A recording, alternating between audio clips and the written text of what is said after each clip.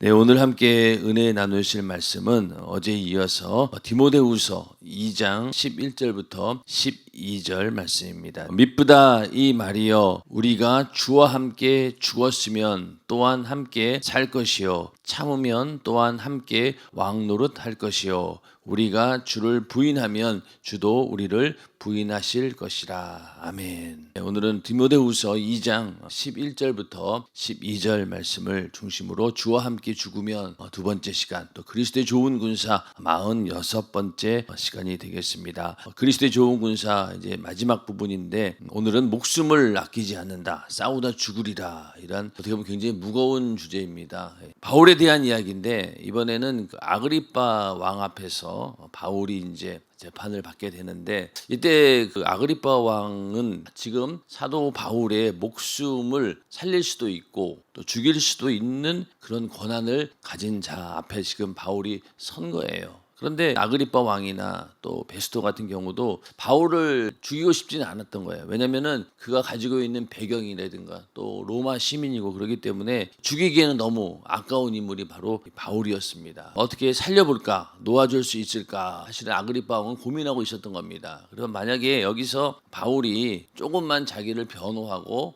나는 죄가 없습니다, 제발 살려주세요, 이렇게 얘기만 했으면은 아마 충분히 이 자리에서 빠져나가고 자유의 몸이 되었을 거예요. 근데 사도 바울은 아주 작정을 하고 로마에 내가 복음을 전해야 된다, 그리고 복음을 전할 수 있는 기회는 이 왕 앞에서 담대하게 복음을 전할 때 그때 그 일이 이루어질 것이다. 아그리빠 왕이 바울아 네가 미쳤도다, 내 많은 학문이 너를 미치게 한다 하니, 이 아그리빠 입장에서는 저렇게 좋은 학문적인 배경을 가진 자, 또 그리고 로마의 시민권을 가진 자이고 아무것도 아쉬울 게 없는 그런 사람이 예수에 미쳐가지고 목수의 아들이고 하나님의 아들이라고 하는 신성 모독죄로 인해서 십자가에 달려 아주 그 극형에 처했던 그런 자를 구세주라고 믿고 저렇게 많은 사람들에게 복음을 전하고 있으니 아무리 봐도 미친 것처럼 보였다는 거예요. 그러니까 네가 미쳤구나, 네가 공부를 너무 많이 하다 보니까 미쳤구나, 이렇게 지금 얘기를 하고 있는 겁니다.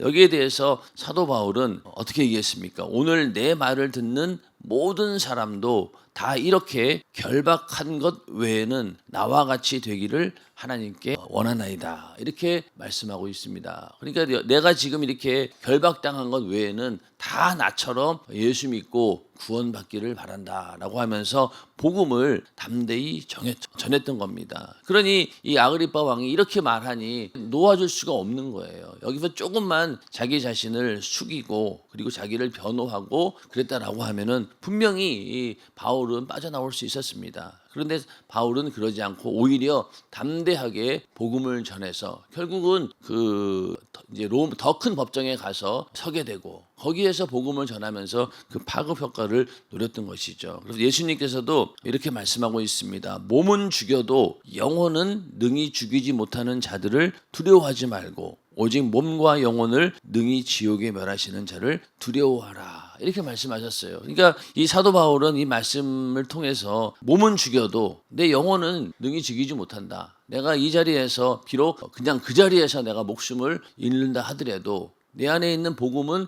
결코 감출 수 없고, 또 나는 이미 예수 믿고 구원받았기 때문에 죽음까지도 넘어선 그런 소망이 있기 때문에 두려워하지 않는다, 이 말씀을 붙들고 있었던 겁니다. 그러니 사도 바울은 죽음 앞에서도 전혀 흔들리지 않고 오직 복음을 전해서 하나님의 뜻을 이루는 그 일만 머릿속에 가득 찼었고, 그것을 위해서 자기는 존재한다라고 생각했기 때문에 이렇게 담대하게 복음을 전할 수 있었던 겁니다. 또 이 빌립보 감옥에서도 마찬가지입니다. 빌립보 감옥에서도 지진이 일어나가지고 하나님께 역사하셔가지고 문이 열려버리고 그리고 발에 묶여있던 착고가 풀어지게 되고, 그랬으면은 이 죄인이라고 하면은 당연히 그냥 그 자리에서 도망갈 수밖에 없잖아요. 아, 이게 웬 기회냐. 그것도 그냥 내가 뭐 옥문을 부순 것도 아니고 하나님께서 기도했더니만 역사하셔가지고 그냥 옥문이 열리고 착고가 풀어졌는데, 아, 당연히 이건 하나님께서 나에게 자유를 주신 것이다 라고 하고 그냥 즐거운 마음으로 감사하는 마음으로 뛰쳐나왔을 거예요. 도망 나오지 않았겠습니까? 그런데 나오는 중에 그 간수가 자결을 하려고 하니까, 왜 이 모든 책임이 자기에게 돌아오게 되어 있으니 내가 죽을 수밖에 없다, 그러니 차라리 내가 먼저 죽어버리자라고 자결하려고 했더니만은 그걸 멈추고 야, 너 그러면 안 된다. 나 우리 여기 있으니까 걱정하지 말라. 그러면서 주 예수를 믿으라. 그리하면 너와 내 집이 구원을 얻으리라. 그러니까 그 사람도 깜짝 놀란 거죠. 간수 입장에서도 아니 주 예수 주제에 지금 도망가면 될 일인데 지금 딴 사람 돌볼 겨를이 어디 있냐. 그러니까 그걸 보고 너무 깜짝 놀라서 어떻게 하면 구원을 받겠냐고 이렇게 물어보는 거예요. 그러니까 주 예수를 믿으라. 그리하면 너와 내 집이 구원을 얻으리라. 이 말씀을 전해지고 결국은 그 간수도 예수를 믿게 되었고 그 집안 사람들이 다 예수 믿는 그런 역사가 일어났던 겁니다. 사도 바울 입장에서는 어떠한 기회가 오든 간에 그것을 복음 전도의 기회로 삼았고 그렇게 해서 복음이 전파되었고 그걸 사도 바울은 알았던 거예요. 역시 마찬가지로 이 죽음 앞에서 전혀 흔들리지 않고 목숨을 아끼지 않았던 겁니다. 그렇기 때문에 두려움이 없죠. 그것이 바로 진정한 자유입니다. 목숨을 초월한다라고 했을 때 그거보다도 더 큰 자유함이 어디 있겠습니까? 마귀 역사가 아무리 우리의 육신을 괴롭히고 또 예수 믿는 것을 방해하고 또 나로 인하여서 복음이 전해지는 것을 방해한다 할지라도 그가 마귀 역사가 할 수 있는 그게 최고의 절정이 뭡니까? 죽이는 거잖아요. 목숨 그냥 끊어버리는 거예요. 근데 그것마저 초월해 버렸다라고 하니 마귀 역사도 당할 길이 없는 겁니다. 사도 바울은 이 목숨 죽음 이후에 더 좋은 세계가 있고 영원한 영적인 세계가 있고 천국이 있다라는 것을 믿기 때문에 이걸 두려워할 이유가 없었다는 거죠. 그래서 목숨을 아끼지 않았기에 두려움이 없었고 진정으로 자유할 수 있었던 겁니다. 자, 우리도 신앙생활하면서 만약 이러한 믿음만 있다라고 하면은 세상에서 견디지 못할 일이 없고 이겨내지 못할 일이 없습니다. 그래서 하나님께서 우리에게 이렇게 목숨까지도 초월할 수 있는 그런 믿음을 주시기를 간절히 기도하면서 만약에 우리도 지금이야 복음을 전하는 일들이 평안한 시대이지만은 만약에 시대가 바뀌어서 복음 전하는 데 있어서 벌금을 내게 된다거나 또 아니면은 또 잡혀 들어간다거나 이런 일이 생기고 더 나가서 우리도 목숨까지 위험받을 수 있는 그런 시대가 되었습니다. 우리가 코로나 3년 4년을 겪으면서 그런 것들을 보았어요. 공권력으로 충분히 교회를 통제할 수 있겠구나. 그리고 법적으로 제재를 가할 수 있다는 것을 우리가 보았잖아요. 그렇기 때문에 앞으로도 어떠한 명분이 또 생기면 그렇게 할 수 있다는 겁니다. 그랬을 때 과연 우리가 목숨을 내어놓고 복음을 지지하고 또 그 가운데서도 담대하게 복음을 전할 수 있느냐. 그 부분에 대해서 우리가 생각해 보면서 그냥 막연하게 순교의 믿음 그럴 것이 아니라 실제로 우리에게 닥쳐지는 그런 상황 가운데서 이런 믿음을 보일 수 있도록 우리는 그리스도의 좋은 군사로 다 만들어져야 됩니다. 그리스도의 좋은 군사가 다 되시기를 주님의 이름으로 축원합니다. 이렇게 목숨을 아끼지 않는 그런 바울의 모습을 보면서 그리스도의 좋은 군사는 죽음을 두려워하지 않습니다. 왜 그럴까요? 이건 당연한 얘기지만은 죽으면 천국이라는 확실한 믿음이 있기 때문입니다. 인정하시면 아멘 하시기 바랍니다. 이거는 너무나 사실은 쉬운 이야기고 당연한 이야기예요. 그런데 이게 참 당연하지가 않습니다. 평생을 예수를 믿는다라고 교회를 다녔어요. 그리고 직분도 장로의 직분도 받고 권세의 직분도 받았습니다. 근데 마지막에 죽음 앞에서 그 죽음의 두려움을 이기지 못하고 또 그 죽음이 그냥 옵니까? 질병의 고통을 통해서 죽음이 다가오니 너무 두렵고 고통스럽다 보니까 거기서 하나님을 원망하고 하나님 살아계시면 이럴 수 있냐 이러면서 그 죽음 앞에서 자신의 믿음을 버리는 그런 사람들도 있습니다. 그만큼 죽음은 사실은 인간에게는 최고로 두려운 일이죠. 그렇다고 하면은 그렇게 두려워한다라고 하는 건 결국은 내 안에 천국이라고 하는 소망도 없고 거기에 대한 확실한 믿음이 없다는 거죠. 그러니까 죽음 앞에서 그렇게 연약한 모습을 보이게 된다는 겁니다. 물론 죽음 앞에서 인간들은 다 두려워할 수밖에 없어요. 왜냐하면 그 죽음은 한 번도 경험해 보지 않은 세계잖아요. 그러니 막상 내가 죽는다라고 했을 때 사실 두려운 것도 맞는 말이죠. 그러나 분명히 우리가 믿고 있는 것은 하나님께서 그 죽음 직전에 분명히 하나님이 평안을 주시고 또 우리를 위로해 주시고 우리와 함께 하신다는 믿음이 있기 때문에 그때 하나님께서도 반드시 우리를 믿음으로 인도해 주실 것이다 라는 그런 믿음을 가질 때 그 죽음이 두렵지 않은 것이죠. 또 한 가지는 예수로 영생을 얻었으니 예수 안 믿었으면 영원한 생명 없었겠죠. 오히려 지옥에서 영원히 살아야 되는데 예수 믿게 되어서 영생을 얻었으니 하나님께서 나에게 목숨을 요구한들 뭐 아깝지 않다는 거죠. 영생을 주신 분이 주님이신데 그 주를 위해서 내가 무엇이든 바칠 수 있다. 죽도록 충성한다라는 이 말이 목숨을 내놓으면 가능한 일이잖아요. 그렇기 때문에 영생을 얻었기에 그러한 영원한 생명을 가진 자로서 이 목숨을 요구한들 아깝지 않다라는 겁니다. 그리고 이 복음을 전하는 일에 자기의 생명을 조금도 귀한 것으로 생각지 않고 아낌없이 써버리는 것, 이게 바로 그리스도의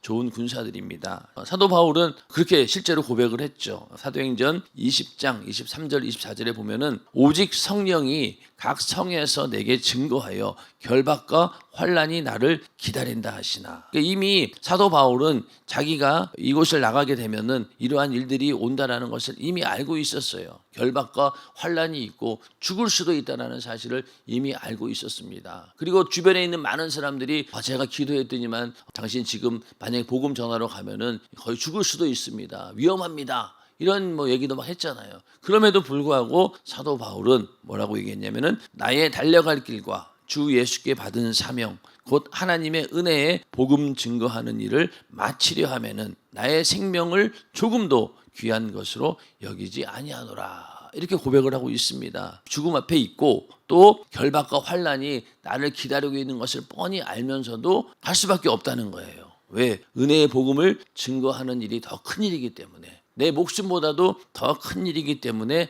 사도 바울은 지체할 수 없다는 거예요.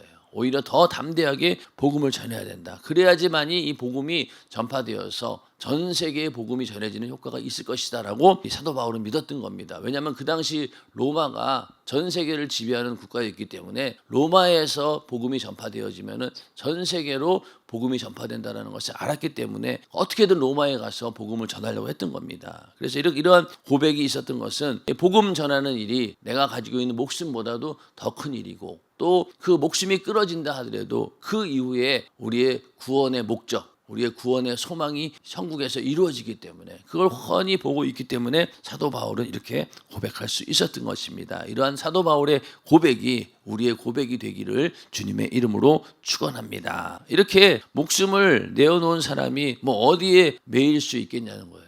매일 일이 없죠. 목숨까지 초월했는데 그러면 더 이상 세상이 감당할 수 없는 그런 믿음입니다. 목숨 내놓고 덤벼드는 사람 누가 감당할 수 있겠냐고요. 그거 감당 못합니다. 싸울 때도 보면은 힘이 센 사람들은 자기 힘 조절해 가면서 하지만은 내가 이러다 죽겠다 싶으면은요, 죽기 살기로 달려들면요, 그 앞에는 못 이기는 거예요. 그러한 정신이 있는 사람들이 권투 같은 격투기 경기를 잘하는 거죠. 왜? 죽기 살기로 막 덤벼드니까. 그러니까 이 죽기 살기로 복음 전하는 일을 하고 있으니 세상이 감당할 수 있겠으며 아무리 이 악한 마귀가 득세한다 하더라도 이 믿음 앞에는 어떻게 해볼 수가 없는 거예요. 그러니까 절대 매이지 않는 것이죠. 그리고 또 이 세상의 사람들은 뭘 위해 삽니까? 자기 목숨을 지키기 위해서 모든 것을 투자한다고 해도 과언이 아니죠. 먹고 살기 위해서 자기의 모든 생애를 다 바칩니다. 자기 목숨값이에요. 한 달 월급이 사실은 자기 목숨값입니다. 목숨 걸고 한 달 내내 뼈 빠지게 고생해가지고 돈 받아가지고 그거 가지고 가정도 이끌어가고 처자식들 먹여 살리고 그러지 않습니까?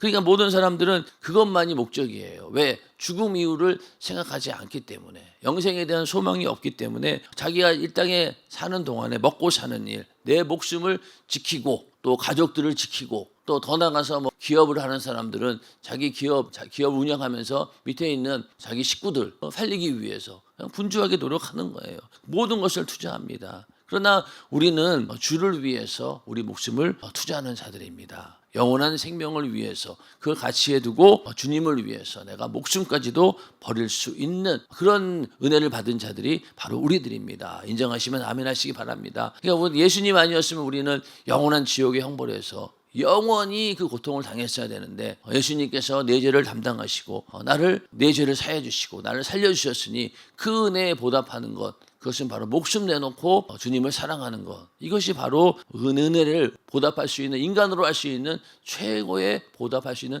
방법입니다. 그러니까 목숨을 내놓는 거죠. 그래서 순교가 최고의 은혜의 절정이고 또 하나님을 향한 감사의 절정입니다. 예수님께서도 하나님 아버지의 뜻을 이루기 위해서 자기 목숨을 내놓고 목숨값을 우리 인간을 위해서 지불하지 않았습니까? 그런 것처럼 예수님도 그랬으니 우리도 당연히 주를 위해서 하나님의 뜻을 위해서 그렇게 해야 된다. 그래야지만이 우리가 예수의 생애를 재현하는 자들이고 또 그리스도의 좋은 군사라고 할 수 있다는 겁니다. 이러한 믿음이 우리 모두에게 있기를 주님의 이름으로 축원합니다. 그 다음에 우리는 이 영적인 전쟁을 하다가 결국은 죽으리라고 하는 그런 각오로 싸워야 된다는 거예요. 이 영적 싸움에서 이기기 위해서는요, 때로는 죽음도 불사해야 된다. 왜냐하면은 이 영적인 싸움에서 내가 지게 되면은, 패배하게 되면은 결국 영원한 죽음이기 때문에 그런 거죠. 여기서 내가 만약에 그리스도의 좋은 군사로서 싸우다가 내가 패배했다라고 하는 것은 완전히 내가 나를 포기하고 믿음을 저버렸다는 거잖아요. 그러면은 결국은 다시 영원한 죽음, 지옥으로 갈 수밖에 없는 거예요.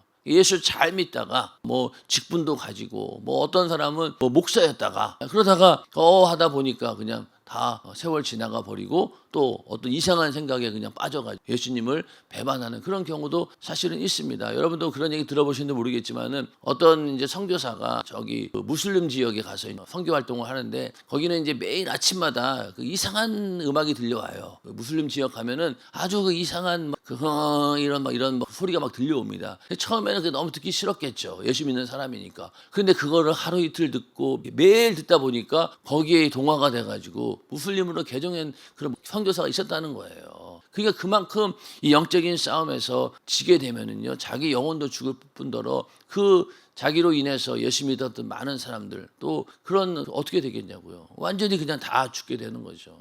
또 어떤 목사는 그 뭐라고 해야 되나 다원주의 거기에 그냥 빠져가지고 예수 외에도 다른 종교에도 구원이 있다라고 믿으면서 그러다 보니 4월 초파일 부처가 온 날 그날 그 교인들을 데리고 절에 가가지고 법당에 가서 예배 드린다고 치고 성도들 앉혀놓은 거예요. 그럼 자기 영혼도 죽었지만은 어떻습니까? 자기 밑에 있는 성도들까지도 싹 다 죽이는 거예요. 그런 영적인 패배는 곧 영원한 죽음입니다. 지옥이에요, 그냥. 그러다 보니 이게 얼마나 무서운 일입니까? 그러니까 내가 그리스도의 좋은 군사를 할지라도 우리는 절대로 경계를 늦출 수가 없는 거예요. 순식간에 우리가 바뀔 수도 있다는 것을 항상 경계해야 된다는 것이죠. 그래서 히브리서 12장 4절에 보면은 너희가 죄와 싸우되 아직 피 흘리기까지는 대항치 아니하고, 이 말씀은 뭐예요? 너희가 죄와 싸우기 위해서는 피 흘리기까지 싸우라는 얘기죠. 목숨 걸고 싸우라는 겁니다. 근데 그렇지 않는다는 거예요.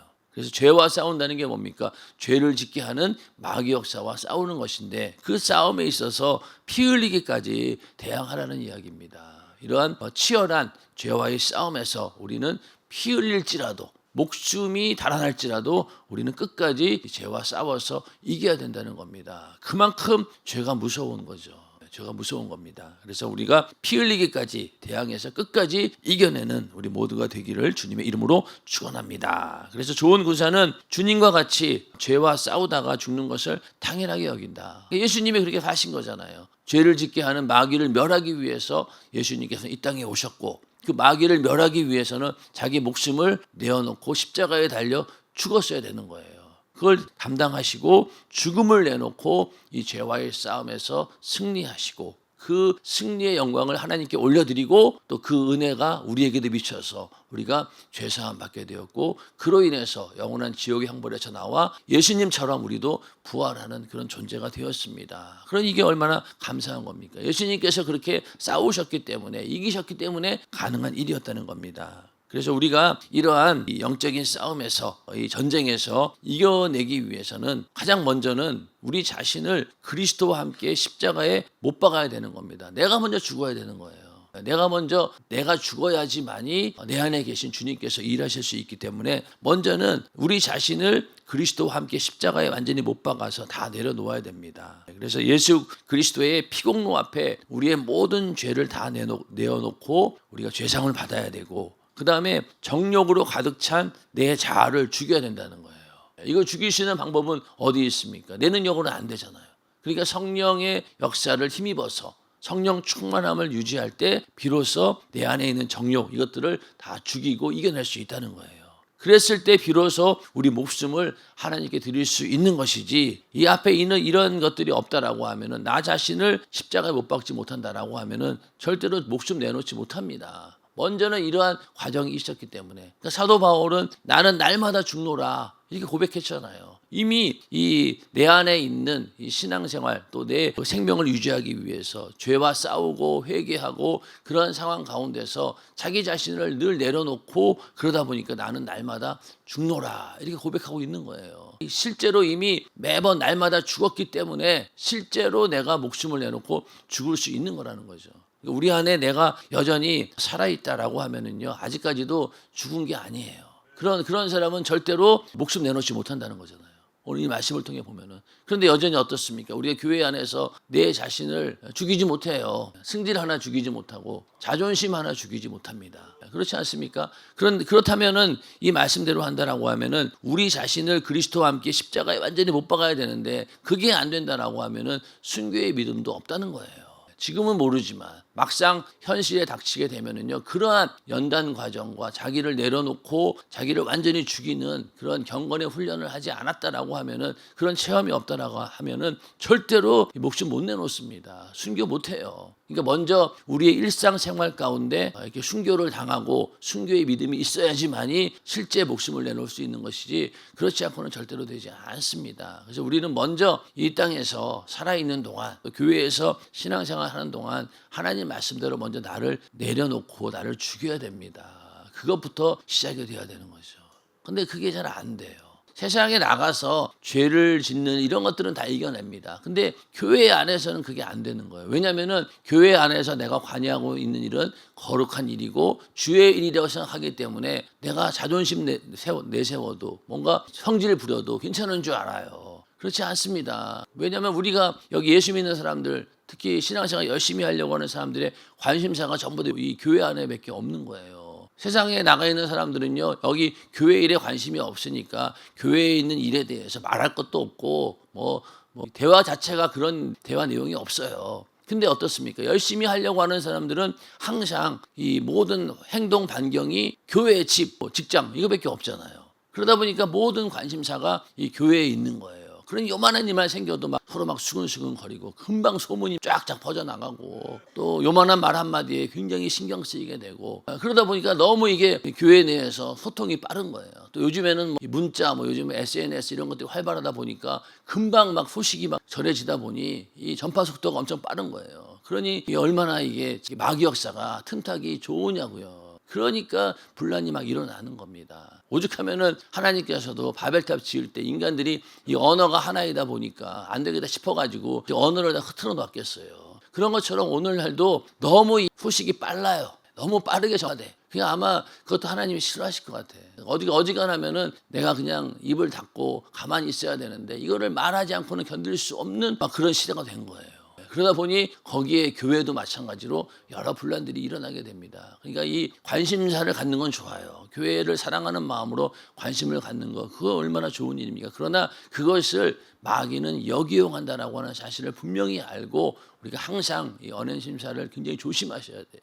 그래야지 마귀가 틈타지 않는다는 겁니다. 그래서 우리가 나를 먼저 내려놓고 나를 죽일 때 내 목숨도 드릴 수 있다. 그리고 이미 내 안에 주님이 계시고 또 그분이 승리하셨기 때문에 나도 승리할 수 있다. 그래서 내가 아직까지 살았다는 것은요, 내가 나를 이기지 못한 거예요. 그러니 어떻게 세상을 이길 수 있고 또 악한 마귀 역사의 싸움에서 완전히 승리할 수 있겠냐는 거예요. 나를 먼저 이겨야 된다라는 말입니다. 그래서 우리가 먼저는 나를 완전히 십자가에 못 박아서 나를 죽이고 나를 이길 때 내 안에 예수의 승리가 있는 것이죠. 그래서 예수님의 죽음은 끝이 아니라 또 새로운 시작입니다. 왜? 부활이 있었기 때문에. 그래서 주님은 죄와 싸우셨고 또 죄와 싸우다 십자가에 못 박혀 죽으셨는데 3일 만에 부활하셨잖아요. 그래서 어두움의 권세와 싸워서 참된 승리를 이루시고 우리의 선봉장이 되셨다. 이미 다 이겨놓으신 거예요.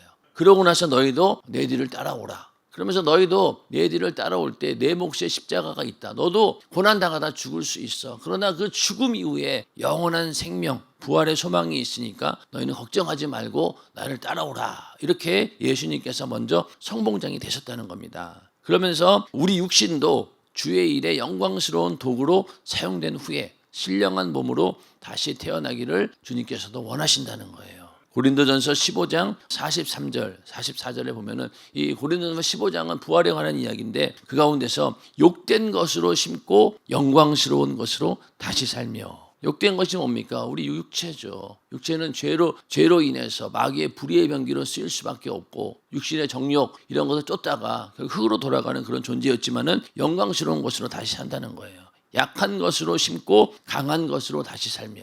육신은 약합니다. 그러나 우리가 그 육신을 정말로 하나님의 은혜 가운데 하나님의 뜻을 위해서 사용할 때, 영혼의 때를 위해 사용할 때 이것이 강해진다는 겁니다. 육의 몸으로 심고 신령한 몸으로 다시 사나니 육의 몸이 있은즉 또 신령한 몸이 있느니라. 육신을 입고 있기 때문에 우리가 신앙생활을 할 수 있는 것이고, 육신을 입고 있기 때문에 우리가 영혼의 때를 위해 준비할 수 있는 것이죠. 지난 주일날 설교도 육신의 때가 바로 내 영혼의 때를 위해 준비할 수 있는 신령한 기회를 잡을 수 있는 시간이라는 거잖아요.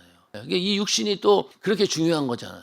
만약 육신이 없다라고 하면 우리가 주를 위해서 충성할 수도 없고 또 내 믿음을 표현할 길도 없고, 그런데 육신이 있는 동안에 하나님께서 그런 기회를 주신 겁니다. 그래서 영광스러운 것으로 나를 만들 수 있는 기회, 또 하나님의 은혜로 강한 것으로 나를 만들 수 있는 기회, 또 신령한 몸으로 나를 바꿀 수 있는 그런 기회가 육신이 있는 동안에 있다는 거예요. 그래서 우리가 영혼의 때를 위해 살아야 된다라고 하는 말은 항상 내 육신의 때를 가장 가치 있게 우리는 사용해야 된다라고 하는 그런 말씀이죠. 이러한 영광이 있기 때문에 우리는 죽음을 각오하고 그리스도의 좋은 군사가 되어서 싸울 수 있다는 겁니다. 그래서 오늘 이 말씀을 잘 기억하면서 먼저는 나를 완전히 죽여서 언제든지 내가 주님 앞에 목숨을 내놓을 수 있는 그런 순교의 믿음을 가지시기를 주님의 이름으로 축원합니다. 그래서 우리가 첫째 부활에 참여하는 신부의 믿음은 바로 이 순교의 믿음이에요. 순교의 믿음이 있다라고 하면은 그 사람은 신부의 믿음을 가진 자입니다. 그래서 우리가 정말로 신앙의 목적이 거기에 있다라고 하면은 끊임없이 나를 죽이고